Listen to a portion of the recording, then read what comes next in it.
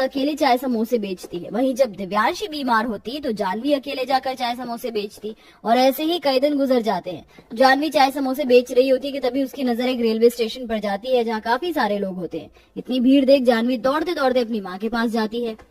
माँ, रेलवे और bus stand पर लोगों की काफी भीड़ है, तो क्यों ना हम लोग वहाँ पर अपनी चाय समोसे बेचे, और हम तो वहाँ बारिश में भी नहीं भीगेंगे।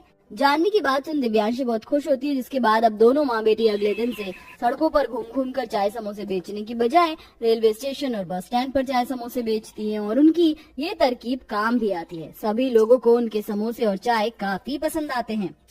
बहन जी, गर्मा गर्म समोसे और 5 गिलास चाय पैक कर दीजिए। अरे मुझे भी 3 समोसे और 3 गिलास चाय दे दीजिए, और हाँ, साथ में वो तली हुई हरी मिर्च भी जरूर देना।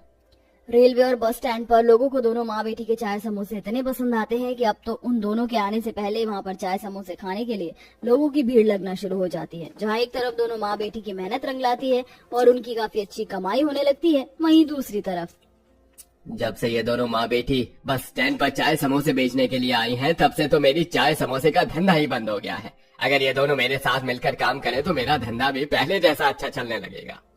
बस स्टैंड पर बड़ी सी दुकान में चाय समोसे बेचने वाला पुरोहित अपने लालच के चलते उन दोनों माँ बेटी के पास जाता है और अपना प्रस्ताव उनके सामने रखता है, जिसे सुन नहीं साहब, हम दोनों माँ बेटी ऐसे ही अकेले चाय समोसे बेचकर खुश हैं। दिव्यांशी के मना करने पर पुरोहित दोनों माँ बेटी से इतना जलने लगता है कि वो उनको वहाँ से हटाने के लिए नकली पुलिस भेजता है। चलो चलो यहाँ से अपना ये चाय समोसे का सामान हटाओ। कल से तुम दोनों माँ बेटी यहाँ पर चाय समोसे नहीं बेचोगी। लेकिन क्यों साहब, हम तो हर हफ्ते ये चाय समोसे बेचने का टैक्स भरते हैं। दिव्यांशी की बात सुन वो नकली पुलिस वाला उन दोनों माँ बेटी के चाय समोसे का सारा सामान उठाकर फेंकने लगता है। ये सब देख आसपास मौजूद लोग उस पुलिस वाले को रोकने के लिए आते हैं। ये आप क्या कर रहे हैं? एक पुलिस होकर ऐसी हरकत करते हुए आपको शर्म नहीं आ रही? इतने लोगों की भीड़ देख वो नकली पुलिस वाला भी डर जाता है कि तभी वहाँ असली पुलिस आ जाती है। तुम कौन हो? और ये यूनिफॉर्म तो नकली यूनिफॉर्म है। तुम्हारी हिम्मत कैसे हुई नकली पुलिस बनकर ऐसे किसी का नुकसान करने की? हवलदार, इसके हाथों में हथकड़ी पहनाओ। अरे साहब, मुझे माफ कर दो, ये सब मैंने पुरोहित के कहने पर किया। उस नकली पुलिस की बात सुन असली पुलिस वाले पुरोहित को पकड़ने लगते हैं कि तभी नहीं साहब, रुक जाइए। अगर इनकी जगह मैं होती तो शायद मैं भी यही करती। कौन चाहेगा कि उसके काम का नुकसान हो? इन्हें माफ कर दीजिए। मुझे माफ कर दीजिए, अपने लालच के चक्कर में मुझसे बहुत बड़ी गलती हो गई।